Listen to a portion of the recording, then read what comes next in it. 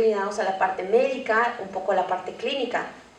Es decir, el grupo A también se ha fundamentado bastante no solamente a suplementos deportivos en el aspecto de potenciar un rendimiento deportivo o mitigar el daño muscular, sino a nivel clínico o médico también se empaparon o investigaron la parte de si algún atleta llega a tener algún tipo de deficiencia. Y en los suplementos que están evidenciados, pues es el suplemento del hierro. Sabemos o conocemos al menos una mujer de cada 10 que llega a nuestro consultorio que tiene una alteración en su ciclo menstrual, que es irregular, que incluso tiene síndrome de ovario poliquístico, que tiene menopausia incluso. Entonces, aquí lo más importante es que el hierro sí está fundamentado, entra en el grupo A, pero lo más importante es conocer el trasfondo de la historia clínica de la persona. El otro punto sería, por ejemplo, el suplemento de calcio. A nivel general, es decir, en otro tipo de personas que no sean deportivas, el calcio no se recomienda tanto porque al final del día lo podemos encontrar en ciertos alimentos. El típico, pues los lácteos. Pero cuando hablamos, por ejemplo, específicamente de un atleta, nos enfocamos más a si llegara a tener algún tipo de deficiencia, más allá de que realmente lo necesite. De que llegue un atleta y diga, oye, estoy consumiendo calcio. Ah, no pasa nada, lo consumes. Porque al final del día, al ser una persona activa, físicamente sana, por así decirlo, pues realmente ese tipo de personas no necesitan ese tipo de suplementos. Y pasa mucho con los herbales, productos, por ejemplo, que son derivados de plantas, con el calcio, el multivitamínico, incluso que hay personas que lo toman y ni siquiera saben por qué lo toman, o porque no durmieron el día anterior y piensan que el multivitamínico les va a hacer un efecto potenciador en el cuerpo como en cuanto a la manera de energía, por así decirlo. Otro suplemento evidenciado es la vitamina D. Sabemos que la vitamina D está muy presente en el cuerpo en cuanto a la síntesis por medio de los rayos del sol, pero una muy distinta es cuando nos referimos a atletas de alto rendimiento donde tienen cierta deficiencia a nivel plasmático y ahí sí podría llegar a observarse cierta deficiencia y sobre todo en cuanto a la síntesis de colesterol y testosterona. Y el último punto, el probióticos, pues tenemos la parte también a nivel gástrico. A nivel de los atletas de alto rendimiento tenemos que acostumbrar a la parte gastrointestinal. Eso se le llama mucho el vaciamiento gástrico. Igual pasa con algunos suplementos como la cafeína o algunos lácteos, donde si no llegamos a acostumbrar al 100% la capacidad gástrica, el paciente se va a distendir, el paciente se va a alterar a nivel gastrointestinal, vómitos, diarreas, dolor de cabeza, colitis, constipación, etc. Entonces lo más importante es que por medio de los probióticos, que sí están por ejemplo en el grado A y sí funcionan, lo más importante es ir acostumbrando a algún producto y después meter los probióticos o viceversa. Existe también la parte de la teoría, pero sobre todo la parte de la práctica. Tenemos que tener, por ejemplo, al menos un atleta para poder practicar, por así decirlo, con estos atletas y saber qué le funciona a lo que le estoy mandando o qué otras cosas descartarlas. Y en el último punto tenemos los suplementos que potencian nuestro rendimiento deportivo. Y en estos pues ya encontramos los típicos que conocemos como la creatina, betalanina, el bicarbonato, el jugo de nitratos o el betabel, la creatina y sobre todo el glicerol. El glicerol yo en lo personal le pondría como un asterisco porque igual tenemos que acostumbrar al vaciamiento gástrico porque se les llega post-entrenamiento por la cuestión, digamos, de tratar de mitigar el daño muscular. El glicerol va un poquito de la mano con la parte de la cantidad de ácidos grasos, por ejemplo omega 3, omega 6 por medio de la dieta, pero como en suplemento podemos darlo nada más tratar de acostumbrar la parte de la capacidad gástrica. Y, por ejemplo, ya entramos en contexto de cada suplemento. Empezamos, por ejemplo, con el whey protein o la proteína en suero. Este extracto que yo les pegué aquí es como tal un extracto de la AIS, donde nos hace mención de que es el suplemento más conocido, el que más se vende, el que más se comercializa. Y sobre todo, pues básicamente hoy conocemos al menos un amigo que está creando una proteína de suero en su casa o en su laboratorio. Es decir, es el suplemento más conocido. Lo único que tiene de diferencia en cuanto a unas marcas y otras, pues es la cantidad de ciertos ingredientes activos que podría tener. Es decir, hay proteínas que, por ejemplo, alguno de nuestros amigos crea y ni siquiera está validado por la COFEPRIS, no está validado por algún consenso internacional, lo cual en la AIS nos hace mención que si llegara a tener, por ejemplo, algún aditivo que no tiene evidencia científica, pues eso llevaría a incrementar un riesgo de contaminación suplementaria. Pasó hace muchos años, por ejemplo, con la proteína de Puro Campeón, que es una proteína de Monterrey, la analizan y se dan cuenta que básicamente es maicena, de proteína no tiene absolutamente nada y muchas personas piensan que es una proteína intacta, una proteína pura, Puede pasar, por ejemplo, con la Gold Standard, puede pasar con la de Dr. Simi, puede pasar con cualquier otra proteína, pero siempre validar los ingredientes activos que vienen al reverso, es decir, la etiqueta nutrimental. Y una toma de proteína, como vemos aquí, nos estaría otorgando básicamente entre un 20 a 50 gramos de proteína pura. Puede variar si es de huevo, si es de la caseína, si es de soya, si es vegetal o no es vegetal, pero alrededor nos tendría que dar entre 20 a 50 gramos por toma. Lo que hace que la proteína como tal o esa toma no me esté dando lo que yo estoy esperando es básicamente esta nota adicional que viene aquí, es decir, los aditivos, sustancias químicas que la misma AIS desconoce. Uno de los ejemplos que les puedo dar es que si la proteína al revés de una etiqueta nutrimental, por ejemplo, llega a tener mayor concentración o mayor porcentaje de maltodextrina, lo hace una proteína contaminada, o goma guar, también no debería tener ninguna proteína goma guar, que la goma guar la utilizan a nivel química, química de alimentos, principalmente para dar esa consistencia. La goma guar es la responsable de que una proteína quede grumosa o se asiente al final de un vaso. Si de repente ustedes la super licuaron y deja pasar ciertos segundos, al menos un minuto, y se queda sentada la proteína, quiere decir entonces que está muy grumosa, está sentada, y eso se debe a la goma guar. Es el responsable para dar esa consistencia cuanto a goma, por eso se llama goma, para darle esa consistencia a la proteína y que no quede tan líquida. ¿Qué pasa mucho? Casi en todas, o el 80% con la mayoría de las proteínas. Son pocas realmente las que funcionan. Y en la parte, por ejemplo, de lo que es la recomendación, pues sabemos que se puede recomendar post-entrenamiento para la recuperación de glucógeno muscular. Ya se ha comprobado hoy en día que no pasa nada si se toma en el desayuno, en la colación, en la comida, en la cena, etcétera, siempre y cuando se respete en la cantidad total de la dieta, es decir, el nitrógeno dietario de 24 horas. Mientras yo respete el consumo de proteína animal en todo mi día, sin problemas puedo añadir una comida extra. Una comida extra puede ser tomada de una proteína o una toma de un scoop de proteína. Y aquí, por ejemplo, entra la pregunta del millón en cuanto a que existe un sinfín de marcas, gamas, en cuanto a la manufactura, etc. Tenemos, por ejemplo, el típico aislado y tenemos el concentrado, que es el WPI y el WPC.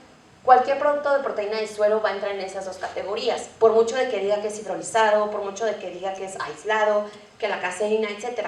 A nivel de la manufactura o de la química de alimentos, solamente entran dos procesos, que es a nivel bioquímico, solo está el proceso aislado y el proceso concentrado. No quiere decir que uno sea mejor que el otro, la única diferencia es que, por ejemplo, en el concentrado, le dejan cierta cantidad a nivel de la manufactura o el proceso químico, cierta cantidad un poco más cargada de lo que sería el suero de leche, que de esa manera se le recomienda a ciertas poblaciones que quieren incrementar masa muscular o incrementar peso. Pero si el concentrado se lo damos a una persona, por ejemplo, que está haciendo un déficit calórico, no pasa absolutamente nada, ningún tipo de daño, porque al final del día lo más importante nosotros como nutriólogos a cuidar es la cantidad de nitrógeno dietario en 24 horas. Y el WPI es muy famoso porque de manera aislada, en el proceso de la manufactura, el proceso químico, le llegan a quitar cierto porcentaje de suero de leche, de lactosa, que no sea tan cargado, que no tenga tanta cantidad de azúcar ni tanta concentración de grasa. Pero en sí, los dos se pueden emplear en todos los panoramas, en todos los contextos. En lo personal, lo que yo he llegado a ver es que el concentrado, casi en todas las poblaciones, se les puede llegar a dar, no pasa nada. Y aquí, por ejemplo, de igual manera les pegué un artículo que es de la Posición Internacional de Nutrición Deportiva, o el ISSN, donde nos habla de todo lo que es el aminograma, es decir, la etiqueta nutrimental que viene al reverso de nuestra proteína. En este caso yo les pegué, por ejemplo, la ISO 100, que en lo personal del aminograma y la comparación que yo he hecho en cuanto a varias proteínas, para mí la ISO 100 es de las mejores proteínas.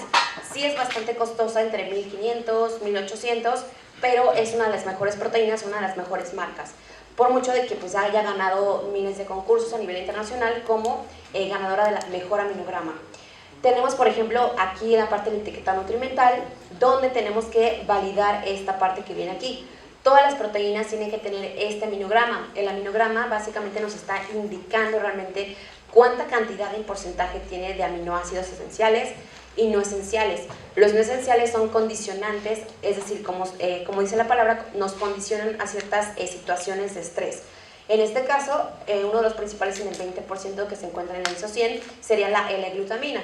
Sabemos que la glutamina solamente se presenta en condiciones o es un aminoácido condicionante, es decir, cuando mi desgaste físico, mi gasto calórico supera básicamente los aminoácidos o el consumo o la absorción de los aminoácidos esenciales. Pasa mucho en personas en terapia intensiva, hospitalizadas, en desnutrición, caquexia, sarcopenia, donde ese tipo de aminoácidos, los condicionantes, se están liberando, se están activando principalmente para evitar que exista un consumo propio de la proteína corporal. Y en este caso, todas las proteínas tendrían que tener un alto porcentaje, por ejemplo, de aminoácidos esenciales. La iso-100 tiene un 47%, es decir, básicamente la mitad de lo que nosotros estaríamos llegando a aprovechar. Con una toma, como les digo, no pasa nada, es lo que necesitamos. Podríamos no recomendar no llegar a exceder el consumo de las tomas de proteína, porque básicamente ya sería un exceso. Acuérdense que lo más importante es tratar de cuidar la parte de la dieta y no tomar todo por medio de la suplementación deportiva.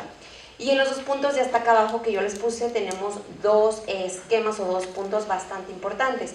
A nivel de la nutrición deportiva tenemos que hacer un conteo total de nitrógeno dietario, que era lo que les decía. Nitrógeno dietario viene de la palabra como tal del grupo amino, es decir, que ya pertenece al metabolismo de las proteínas. Entonces, el nitrógeno dietario tenemos que contabilizarlo perfectamente bien. ¿Cuántos gramos por kilogramo de peso le puedo recomendar a mi atleta? Si hace culturismo, si hace a lo mejor natación, si hace crossfit, etc. También hay que entender que existe una diferencia en cuanto a la intensidad de entrenamiento, la frecuencia, la duración. Sabemos que el impacto que va a tener a nivel, por ejemplo, de los sustratos energéticos, depende mucho eso. ¿Qué sustrato energético se va a ir a cada vía que se está ocupando? Porque depende bastante de la frecuencia, la duración y la intensidad. Entonces, tomando por ejemplo aquí en cuenta, pues punto número 1, tratar de contar siempre la proteína total en nuestro día. Punto número 2, tenemos que llegar a optimizar la señalización para la síntesis de proteínas por medio del consumo de leucina. También en su momento, hace algunos años, se creía que el consumo aislado de L-leucina nos iba a llegar a otorgar un umbral o un estímulo sobre la síntesis de proteínas. Es decir, llegamos a encontrar, por ejemplo, la L-leucina de la marca de GAT en GNC, en otras tiendas, y se creía anteriormente que si la comprábamos aislada íbamos a tener un efecto potenciador. ¿Y esto por qué se creía de esta manera? Porque la L-leucina es el principal aminoácido, es un aminoácido esencial que es el primero que desencadena toda la maquinaria de lo que es la síntesis de proteínas, es decir, la que activa toda esta maquinaria de la mTOR, de la AMPK, que funcionará también como un sensor energético. Por eso se creía en ese entonces o hace años que si una persona o un atleta consumía L-leucina de manera aislada, podría llegar a tener un incremento más notorio que una persona que estaba consumiendo proteína completa. Pero yéndonos al punto como tal de la nutrición deportiva, hablando fisiológicamente hablando, ¿ustedes qué creen que sería mejor? ¿Comprar un suplemento aislado y tomarlo segmentado o comprar una proteína completa donde ya tenga todos los aminoácidos conjuntos y aprovecharlos? Creo que eso es muy importante conocerlo porque ahí entra también la diferencia en cuanto a si comprar BCAAs o comprar la proteína completa. Los BCAAs básicamente tienen mayor cantidad de azúcar que proteína de lo que se está aprovechando. Y esta infografía también me gusta bastante porque habla mucho de cuánta cantidad sería lo máximo, cuánto podrá ser el tope, cuánto mi cuerpo va a poder llegar a absorber a nivel de la síntesis de proteínas. Esta infografía fue hecha de Heukendorp. Sabemos que también es un investigador holandés muy reconocido, de renombre, donde la proteína que él recomienda, por ejemplo, ya estudiado en protocolos de experimentación, de estudio, etcétera, pues nos hace mención que el mínimo que podríamos llegar a otorgar a nivel deportivo sería de 1.6 gramos por kilogramo de peso y se podría llegar a ver una síntesis o aparecer una síntesis de proteínas, es decir, un ligero incremento. Ahora, el tope o el máximo que se recomienda a nivel deportivo sería 2.2 gramos por kilogramo de peso. Hago mucho este paréntesis porque existe ciertas disciplinas deportivas que necesitarían más cantidad. Un ejemplo claro de esto son los culturistas que se llegan a inyectar, por ejemplo, anabólicos, ciertos fármacos, donde entre más masa muscular tenga un atleta de culturismo, necesita mayor cantidad de proteína. ¿Para qué? Para poder aprovechar el fármaco que se está, inyectando, se está absorbiendo. Esto es meramente un proceso que ocurre a nivel fisiológico. Lo mismo pasa, por ejemplo, con las gimnastas. Tienen mayor cantidad de masa muscular, por mucho que estén muy delgadas, y el porcentaje de grasa es muy bajo. En ciertas poblaciones podemos llegar a superar el 2.2 y podemos llegar a dar, por ejemplo, 2.5, 2.6 o hasta 3 gramos por kilogramo de peso. Aquí de manera general, por ejemplo, Heukendorp solamente lo engloba así somos personas físicamente activas, tomamos el 1.6 a 2.2. Y en conclusión, por ejemplo, de este estudio que él realiza, dice, si nosotros superamos el consumo de 2.2 gramos por kilogramo de peso, no va a haber un impacto significativo en cuanto al incremento de masa magra. Es decir, tenemos que saber también contextualizar. Si yo trabajo a lo mejor con jugadores de americano, ya sé que no me puedo pasar de 3 gramos, ni tampoco de 2.8, porque lo que ellos buscan es la velocidad, rendir más allá que la estética. Pero, por ejemplo, si ustedes trabajan con culturistas, ellos lo que buscan es meramente la estética, la hipertrofia muscular, entonces podemos llegar a superar los 2.2 hasta 2.8, 3 gramos, 3.1, ya dependen bastante, por ejemplo, los protocolos de experimentación que ustedes quieran realizar con sus atletas. Y yéndonos al punto número 2 del suplemento de la creatina. La creatina es el suplemento más estudiado a lo largo de los años, se sigue estudiando no solamente a nivel deportivo, que ya es muy conocido, sino a nivel clínico, a nivel médico. Ahorita se han estudiado efectos notorios o significativos en cuanto al impacto de la depresión. Entonces la creatina es el suplemento más estudiado, no tiene efectos adversos que hasta la fecha se le hayan atribuido o encontrado, no hay ninguno. Entonces podríamos decir que es el suplemento más seguro de su consumo. 3 gramos, 5 gramos, 20 gramos, no ha ocurrido ningún tipo de efecto negativo o contraproducente al sistema. Entonces, como yo les mencionaba, partimos de todo lo que es la parte de fisiología del ejercicio, sustratos energéticos. Por ejemplo, yo en lo personal que trabajo con atletas de fútbol americano, sé que ellos están ocupando la vía de los fosfágenos. Entonces ya sé que en ese tipo de disciplinas, como es de potencia, es de explosión, entonces ya sé que este suplemento les va a beneficiar todavía un poco más. No quiere decir que en deportes, por ejemplo, de fuerza, de resistencia o en otros, no vaya a ser notorio. Pero cuando hablamos específicamente, por ejemplo, del sistema de los fosfágenos, es cuando tratamos o hablamos, por ejemplo, de 0 a 10 o 13 segundos. Depende bastante de la bibliografía donde lo leamos, pero el tope deberían ser 13 segundos. Pasamos de 13 segundos y ya no se considera una vía de fosfágenos, ya pasamos a otro tipo de vías, donde existe a lo mejor la glucólisis, por ejemplo, sistema glucolítico, sistema oxidativo, donde también entran otro tipo de disciplinas u otro tipo de deportes. Hablando específicamente, por ejemplo, de la creatina, la mayor síntesis de la creatina se va a dar a nivel de la masa musculoesquelética. ¿Qué quiere decir esto? Que entre 95 a 98% se da digamos al 100% en este órgano o en este sistema, por así decirlo. Ahora, ¿por qué solamente el 95 a 98% y no el 100% del monohidrato?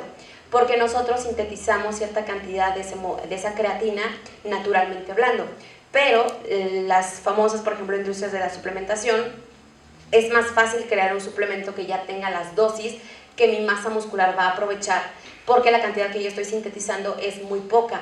Por ejemplo, en varones, a nivel testicular, producen 1% de creatina. No podríamos llegar a ocupar esa creatina a nivel masa muscular porque necesitamos cierto requerimiento bastante alto. En el pescado es básicamente donde se encuentra mayor cantidad o concentración de la creatina. Pero siendo honestos, tendríamos que estar consumiendo como 1 kilo diario de pescado para poder llegar a ese requerimiento o esa dosificación de lo que ya tiene el monohidrato de creatina en polvo. Por eso es más fácil para las industrias crear un suplemento intacto, aislado, que ya tenga estas dosis y así poder aprovecharlo, digamos, de una manera más eficiente. Ahora, tenemos por ejemplo que la suplementación con creatina va a facilitar la regeneración. Si se dan cuenta, no dice generación, dice regeneración. ¿A qué se refiere eso? Que la creatina de alguna manera también nos permite sacar una repetición extra o tratar de mitigar ese daño muscular durante mi entrenamiento.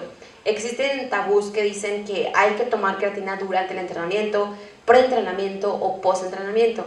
Lo que dice la evidencia actual es que no hay un momento específico en el cual podamos decir que se va a aprovechar más. Después de entrenar podría haberse un cambio o un impacto significativo precisamente por la mitigación del daño muscular. Pero no ha habido como tal data grande o amplia que nos permita decir o confirmar que podemos llegar a aprovechar la creatina post-entrenamiento, digamos, por un protocolo de días, semanas o meses. Lo más importante es encontrar o saturar la fosfocreatina a nivel musculoesquelético. Y aquí, por ejemplo, lo que hace la creatina es un ciclo constante, es decir, nunca se va a acabar porque siempre está en contacto con todo el sistema, principalmente a nivel masa muscular. Tenemos, por ejemplo, que empezamos con que mejora la fuerza y el desempeño muscular. tenemos que de ahí nos bajamos a que si mejoramos el desempeño, mejoramos el nivel cognitivo. ¿Por qué? Porque también el cerebro produce un 1% de creatina cerebral.